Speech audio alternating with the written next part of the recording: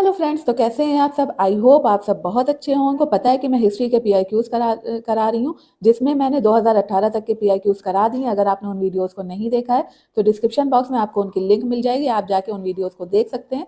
साथ ही साथ अगर आपको इसकी पीडीएफ चाहिए तो उसके लिए आप मेरे व्हाट्सअप नंबर पर मैसेज कर सकते हैं, जहाँ से आपको इसकी पीडीएफ मिल जाएगी। और ज़्यादा अपडेशन के लिए आप मुझसे मेरे टेलीग्राम चैनल पर जुड़ सकते हैं। मैं अपने नोट से 2012 से 2023 तक के पीआईक्यूज को कवर कराने वाली हूँ, जिसमें मैंने ऑलरेडी 2018 तक के पीआईक्यूज को कवर करा दिया है।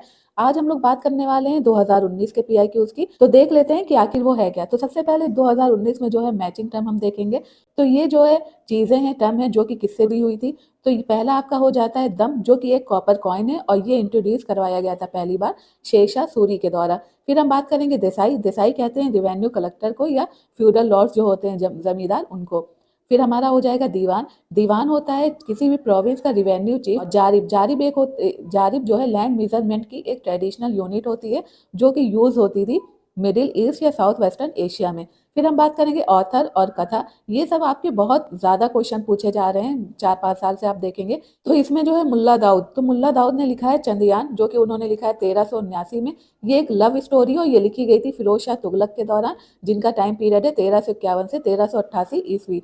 फिर है दामोदर कवि। दामोदर ने लिखी है पद्मावती कथा, और ये इन्होंने लिखी है राजस्थानी में, और कब लिखी है 1459 में। फिर हम बात करेंगे सोमनाथ। सोमनाथ ने लिखी है राग विबोध, जो कि इन्होंने लिखी है 1610 में। ये एक तेलुगु ब्राह्मण की स्टोरी है, और ये कब लिखी गई, जहांगीर के रेन में। तो आपको बताना कि जहांगीर का टाइम पीरियड क्या था। फिर बात करते हैं अमीर खुसरो की। इन्होंने लिखा आशिका, जो कि एक tragic love story Khizr Khan के जो सन है अलाउद्दीन खिलजी, और देवल रानी की, जो कि प्रिंसेस थी गुजरात की। तो ये आपके लिए इंपॉर्टेंट हो जाता है। जरूरी नहीं कि हर बार यही पूछ ले कि किसने क्या लिखा, ये भी पूछ सकते हैं कि इन्होंने ये जो लिखा तो वो किससे रिलेटेड है या किसके शासनकाल में ये लिखा गया था। तो ये आपको पता होना चाहिए। नेक्स्ट हमारा क्वेश्चन हो जाएगा कि तानसेन अकबर से पहले किसके संरक्षण में थे। तो वो थे राजा रामचंद्र सिंह, जो कि भाटा के राजा थे, उनके संरक्षण में वो पहले थे। तानसेन, जिनका जो रियल नाम था या आप कह सकते हैं निक नेम, वो था रामतनु पांडे। और इससे डायरेक्ट क्वेश्चन आपका बना हुआ है, आप उसको देख सकते हैं कि तानसेन का रियल नेम क्या था। तो वो था रामतनु पांडे। ओरिजिनली अगर देखा जाए तो ये सिंगर थे जो किंग रामचंद्र थे भाटा के उसके। और ऐसा कहा जाता है कि जो अकबर इम्परेटर है, उन्होंने वो इन्हें अपने साथ ले आए थे, ताकि ये जो और भी एक्स्ट्रा ऑर्डिनरी जो म्यूजिकल स्किल्स है वो उनसे कुछ सीख सके। और तानसेन को ये जो टाइटल दिया गया था, वो दिया गया था ग्वालियर के जो राजा थे, राजा विक्रमजीत, उनके द्वारा। तो ये आपको पता होना चाहिए कि इनका नाम क्या था। वो था रामतनु पांडे, और जो तानसेन का टाइटल जो इनको मिला था वो राजा विक्रमजीत के द्वारा दिया गया था। तो ये नहीं कि आपसे यही क्वेश्चन रिपीट कर ले, हो सकता है ये आपसे डायरेक्ट क्वेश्चन आ जाए। तो ये आप जरूर देख लीजिएगा। फिर हम बात करेंगे दूसरा कि रूलिंग डायनेस्टीज क्या थी और उनकी कैपिटल्स क्या थी। अभी आप देखेंगे कि लास्ट 6 मंथ में जो भी पीआईक्यूज हुए हैं उसमें ये क्वेश्चन पूछा गया है, तो ये आपके लिए इंपॉर्टेंट हो जाता है। तो पल्लवा की जो राजधानी है वो है कांचीपुरम, पांड्या की थी मदुरई, यादव की थी देवागिरी, और ककातिया की थी वारंगल। तो ये आपको पता होना चाहिए। इससे डायरेक्ट क्वेश्चन आपको करना क्या है, आपको इन चारों के बारे में और साथ ही साथ जो आपका एक चोला और जो चेरा है उनके बारे में भी आपको पता होना चाहिए कि उनकी कैपिटल क्या थी और उनको इन सबको किसने फॉर्म किया था, कब फॉर्म किया था। इतना आप इसका देख लीजिए, तो आई होप आपका इससे क्वेश्चन 1 से 2 क्वेश्चन तो बन ही जाएगा। फिर हम बात करेंगे मॉन्यूमेंट्स और उनके प्लेसेस की। तो अटाला मॉस्क्यू बनी है जौनपुर में, और ये 1408 एडी में बनी है। और इसको बनवाने वाले कौन थे, इब्राहिम शाह शर्की। उसके बाद है शेरशाह सूरी की जो टॉम्ब है वो सासाराम में है, और ये बनी 1540 से 1545 में। और इसको बनाने वाले जो आर्किटेक्ट थे वो थे मीर मोहम्मद अलीवल खान। फिर है हुमायूं की टॉम्ब, ये दिल्ली में बनी है 1570 में। और इस हुमायूं की जो पहली वाइफ थी बेगा बेगम, उन्होंने इसको बनवाया था। फिर राबिया दुरानीस की जो टॉम्ब है ये औरंगाबाद में है, 1678 में बनी थी। इनको बनाया गया था आजम शाह के द्वारा। फिर हम बात करेंगे मनसबदारी सिस्टम, और ये आपके लिए बहुत ज़्यादा इंपॉर्टेंट होता है। तो मनसबदारी सिस्टम जो है वो स्टार्ट हुआ था अकबर के द्वारा। ये एक सिस्टम था जिसमें जो गवर्नमेंट ऑफिशियल्स हैं उनकी रैंक को डिटरमाइन किया जाता है, और साथ ही साथ उनकी रैंक के हिसाब से सिविल और मिलिट्री ड्यूटीज भी दी जाती है। तो ये हेरेडिटेरी नहीं था, मतलब कि ऐसा नहीं है कि राजा का बेटे ही राजा बनेगा, ये किसी को भी दिया जा सकता था। तो ये मनसबदारी सिस्टम क्या है उसके बारे में हम लोग देख लेते हैं, एक सेकेंड।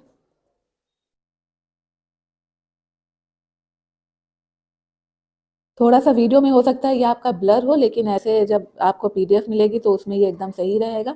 तो मनसबदारी सिस्टम जो है वो ड्राइव हुआ था अरेबिक टर्म, जो कि हो जाएगा मानसिब। मनसब का मतलब होता है पोस्ट या रैंक या स्टेटस। अकबर ने इसको इंट्रोड्यूस करवाया था, और कब हुआ था ये 1570 में। और ये सिविल और मिलिट्री जो फंक्शंस होता था स्टेट का रूल के दौरान, तो उसका एक तरह का डिवीज़न था। इसमें जो सिपाही थे वो अलग-अलग तरह की कुछ ड्यूटियाँ परफॉर्म करते थे, जिसमें हो जाता है कि इंटरनेशनल बॉर्डर को डिफेंड करना, फोर्स की सुरक्षा के लिए जो मिलिट्री मैन है, पुलिस मैन है, वो सब इसमें आते थे। फिर हम दूसरा देख लेंगे, तो दूसरे में आपका आ जाएगा जागीरदारी सिस्टम, जो कि आपके लिए इंपॉर्टेंट हो जाता है।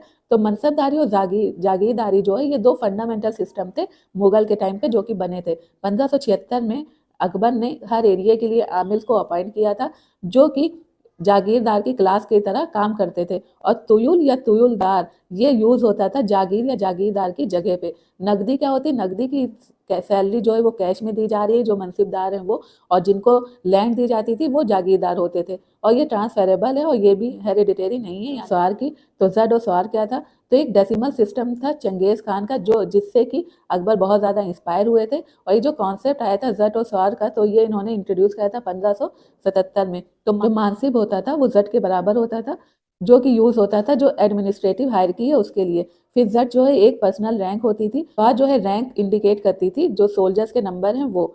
तो इसमें आप देख सकते हैं कि क्या क्या है, इतना ज़्यादा इसमें इंपॉर्टेंट नहीं है। जो इंपॉर्टेंट था वो मैंने बता दिया कि जट क्या है, जमींदारी सिस्टम क्या है, उसके साथ ही साथ मनसबदारी सिस्टम क्या है, तो आपको पता होना चाहिए। इसको किसने इंट्रोड्यूस कराया ये भी आपको पता होना चाहिए। अब हम बढ़ते हैं नेक्स्ट क्वेश्चन की तरफ, जो कि है ट्रीटी और ईयर से रिलेटेड। तो ट्रीटी ऑफ इलाहाबाद जो है, ये आपको पहले ही से पता, बहुत ज़्यादा इससे क्वेश्चन बनते हैं। जब भी तक मैंने जितने भी कराया है, तो हर पेपर में आपको ये ट्रीटी तो देखने को मिल ही रही है। तो ट्रीटी ऑफ इलाहाबाद जो है 12 अगस्त 1765 में साइन हुई थी, बैटल ऑफ बक्सर के बाद। किसके बीच में, रॉबर्ट क्लाइव और शाह आलम द्वितीय के बीच में। ट्रीटी ऑफ मैंगलोर 11 मार्च 1784 में हुई थी, सेकेंड एंग्लो मैसूर वार के बाद टीपू सुल्तान और ईस्ट इंडिया कंपनी के बीच। फिर ट्रीटी ऑफ सालबाई जो है 1782 में हुई थी, 17 मई में। ये फर्स्ट एंग्लो मराठा वार के बाद हुई थी, ईस्ट इंडिया कंपनी और मराठा के बीच में।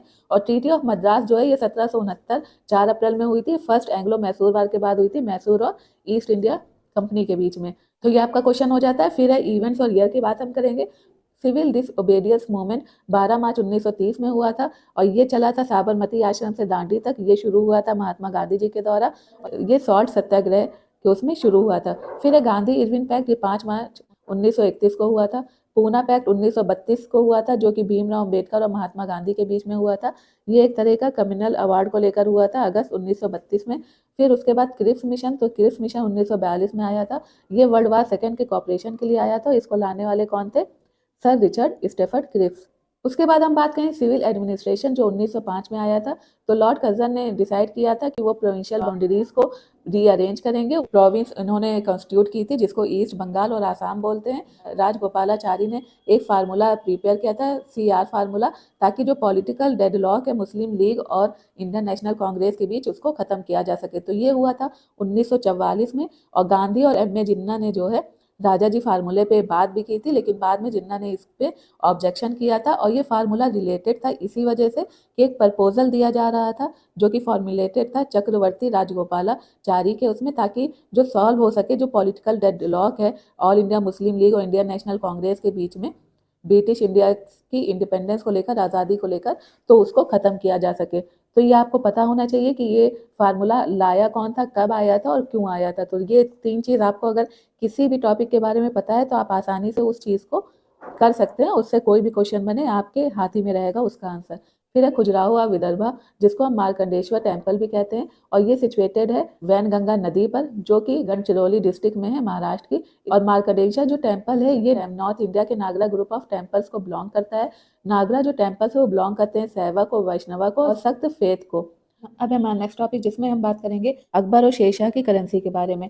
तो अकबर जो है, उन्होंने भी शेरशाह की तरह ट्राई किया कि वो रेगुलेट कर सकें स्टेट में करेंसी को। तो दम जो कॉपर कॉइन है, वो पहली बार इंट्रोड्यूस हुआ था शेरशाह सूरी के द्वारा। मैंने इससे पहले भी आपको क्वेश्चन में बताया था। और इनका रूल जो था वो था 1540 से 1545, इसी बीच में जो है दम जो है वो इंट्रोड्यूस हुआ था। और इसी के साथ ही साथ इनके में एक और कॉइन चल रहा था, जिसका नाम था मोहर, और वो था गोल्ड कॉइन। और सिल्वर कॉइन को इनके टाइम पे बोलते थे रुपया। बाद में मुगल एम्परर ने अपने कॉइन के साथ इनके कॉइन को भी स्टैंडर्डाइज किया, जिसमें इन्होंने सिल्वर यानी रुपये को लिया और गोल्ड यानी मोहर को लिया। और इसी के चलते इन्होंने पूरे इंडिया में मॉनेटरी सिस्टम को कंसोलिडेट किया। फिर हम बात करेंगे फर्स्ट दिल्ली सुल्तान, जिसने कॉपर कॉइन को कॉमन करेंसी के रूप में इंट्रोड्यूस किया था। और उस कॉपर कॉइन को क्या कहते थे, जीतल। और ये कौन से राजा थे, ये थे इल्तुतमिश। फिर हम बात करेंगे बैटल और रियर की। तो बैटल ऑफ बिलग्राम जो है वो 1540 में हुई थी हुमायूं और शेरशाह के बीच में, जिसमें शेरशाह जीते थे। बैटल ऑफ सन्नाल ये 1572 में हुई थी गुजरात में, और इसके बारे में अकबरनामा में देखने को मिलता है। ये मुगल और हुसैन मिर्जा के बीच में हुई थी। बैटल ऑफ धर्मत जो है 1658 में हुई थी औरंगजेब और दारा शिकोह के बीच में, शाहजहां की गद्दी को लेकर। फिर ये बैटल ऑफ जजाऊ तो ये 12 जून 1707 में हुई थी आगरा में रिवर के पास, और मुगल गद्दी के लिए ये लड़ाई हुई थी औरंगजेब की डेथ के बाद। फिर हम बात करेंगे हठ योग। तो हठ योग क्या है? ये नाथ पंथीस के द्वारा प्रैक्टिस किया जाता है। नाथ पंथीस कौन थे? तो ये एक रिलीजियस ग्रुप था मिडिवल पीरियड के टाइम, और हठ योग को अडॉप्ट किया था सूफी ने भी। ये एक तरह से फिजिकल जो योगा पोस्चर है उसकी प्रैक्टिस को इस कहते हैं, और ये लोग मुक्ति के मार्ग पर यकीन रखते थे। फिर हम बात करेंगे इक्ता सिस्टम, जो कि बहुत ज़्यादा इंपॉर्टेंट है। तो एक रिवेन्यू कलेक्शन सिस्टम है, और सियासतनामा में इसकी इंफॉर्मेशन मिलती है। मुक्ति जो है वो मेंटेन करता है ट्रूप्स को, और जो रिवेन्यू कलेक्ट होता है इक्ता से। पहले क्या होता था कि सैलरी बेस पे था, लेकिन फिरोज शाह के बाद ये हेरिडिटेरी बेस पे हो गया। इक्ता सिस्टम के अंदर जो लैंड है वो डिवाइड होती थी लार्ज में और स्मॉल एरियाज में, जिसे हम लोग इक्तास कहते थे, और सुल्तान इसको अपने सोल्जर, ऑफिसर और नोबल्स को देता था। तो जो होल्डर्स होते थे इक्तास के, वो सुल्तान के विश्वसनीय एजेंट होते थे। शमसुद्दीन इल्तुतमिश को माना जाता है कि इन्होंने इंडिया में इक्ता सिस्टम को इंट्रोड्यूस कराया। तो ये आपके लिए बहुत ज़्यादा इंपॉर्टेंट हो जाता है, इसको अच्छे से कर लीजिएगा। नेक्स्ट हम जो बात करेंगे वो बात करेंगे बुक और राइटर्स की। तो तबाकत नासिर मिन्हाज सिराज ने लिखा था नासिरुद्दीन के ऊपर पर्शियन में, और ये कंप्लीट हुई थी 1260 में। फिर तारीख फिरोज शाही जियाउद्दीन बरानी ने लिखा था फिरोज शाह तुगलक के ऊपर, और ये कंप्लीट हुई थी 1357 में। तुगलक नामा अमीर खुसरो ने लिखा था गयासुद्दीन तुगलक के ऊपर, और हुमायूं नामा गुलबदन बेगम ने लिखा था, जो कि इनकी सिस्टर थी, हुमायूं की बायोग्राफी थी। फिर हम बात करेंगे नेटिव मैरिज एक्ट, जो कि पास हुआ था 1872 में। तो उसको हम इंडियन क्रिश्चियन मैरिज एक्ट भी कहते हैं, और ये पास हुआ था 18 जुलाई 1872 में। और उस टाइम पे जो वॉइस आए थे वो थे लॉर्ड नॉर्थ बुक। तो ये आपको पता होना चाहिए। उसके बाद हम बात करेंगे मूवमेंट और उसके साल के बारे में। तो जो पबना रिवॉल्ट है वो 1873 से 85 के बीच में हुई थी। ये एक तरह का पीजन रेजिस्टेंस मूवमेंट था, जो कि बंगाल में हुआ था, और इसको करने वाले कौन थे? ईशान चंद्र राय। फिर एका मूवमेंट 1921-22 में हुआ था अवध रीजन में हाई रेंट को लेकर, के बारे में मैंने अपने वीडियो में बताया था और मेरे नोट्स में भी है। तो कौन थे? तो इसके लीडर थे मदारी पासी। संथाल अपराइजिंग हुई थी 1855-56 में झारखंड में, और ये जो ऑपरेसिव पॉलिसीज थी ब्रिटिश की उसके अगेंस्ट हुआ था। और इसको करने वाले जो थे वो थे आपके सिद्धू कन्हू, और इनकी जो सिस्टर थी छानो और फूलो, उनके द्वारा ये मूवमेंट किया जा रहा था। फिर ताना भगत 1914 में हुआ था छोटा नागपुर रीजन में बिहार के, और ये किया गया था जतरा औराओं के द्वारा, और ये था टेक्सास के अगेंस्ट। तो यहाँ से आपको सारी इंफॉर्मेशन मिल जाती है, तो आप इसको अच्छे से कर लीजिएगा। फिर उसके बाद और इवेंट्स और ईयर की बात करते हैं, तो इंडियन नेवी एक्ट 1927 का है, और लास्ट अमेंडमेंट जो इसमें हुआ था वो 1957 में हुआ था। सिविल डिसओबीडियंस मूवमेंट 1930 में हुआ था। सेकेंड राउंड टेबल कॉन्फ्रेंस 1931 में हुआ था, और कम्युनल अवार्ड जो है 16 अगस्त 1932 में हुआ था। ये अभी मैंने कम्युनल अवार्ड का आपको दिखाया है। तो ये क्वेश्चन इन सब से पूछे ही जा रहे हैं कंटिन्यू, इन टॉपिक्स को आप बिल्कुल अवॉइड मत करिएगा। उसके बाद हम क्रोनोलॉजिकल ऑर्डर देख लेंगे। फिरोज शाह मेहता की जो डेथ हुई थी तो हुई थी 5 नवंबर 1915 में। ये फिरोज शाह मेहता है, यानी ये लीडर की बात हो रही है। फिर जलियांवाला बाग मसाकर जो हुआ था वो 13 अप्रैल 1919 में हुआ था। साइमन कमीशन 1927 में आया था। महात्मा गांधी का जो दांडी मार्च था वो 12 मार्च 1930 से चला था, और कब तक? 6 अप्रैल 1930 तक। ये मैंने लास्ट वीडियो में भी आपसे डिस्कस किया था, जो ट्रायल चला था इंडियन नेशनल आर्मी के ऑफिसर के ऊपर रेड फोर्ट में दिल्ली में, तो उसको हम लोग रेड फोर्ट ट्रायल भी कहते हैं। 3 senior Indian national army officers को पकड़ा गया था। तो इसमें कौन कौन थे? शहनवाज खान था, पीगे सहगल और G S Dhillon. Asiatic Society of Bengal जो है ये इस्टेब्लिश हुई थी वारेन हेस्टिक्स के टाइम पे, और इसको जो इस्टेब्लिश करने वाले कौन थे? तो वो थे विलियम जॉन्स, जो कि एक ब्रिटिश लॉयर थे, और इन्होंने इनकरेज किया था जो ओरिएंटल स्टडीज़ है उसको। और ये कब फाउंड हुई थी? ये हुई थी 15 जनवरी 1784। तो ये आपका आज का 2019 का पेपर है। उसके बाद हम देखेंगे 2020 के पेपर के बारे में। तो ये मैं आपको कल पढ़ाने वाली हूँ। तब तक आप जितना भी मैंने अभी तक आपको करवाया 2012 से 2019 तक के वीडियोस को, तो आप उसको अच्छे से कर लीजिएगा। बाकी मिलते हैं कल शाम को 6 बजे। अगर आपको मेरा वीडियो पसंद आता है तो आप मेरे वीडियो को लाइक एंड शेयर और चैनल को सब्सक्राइब करना ना भूलें। तब तक के लिए अपना ख्याल रखें, पढ़ते रहें। Thank you, bye bye.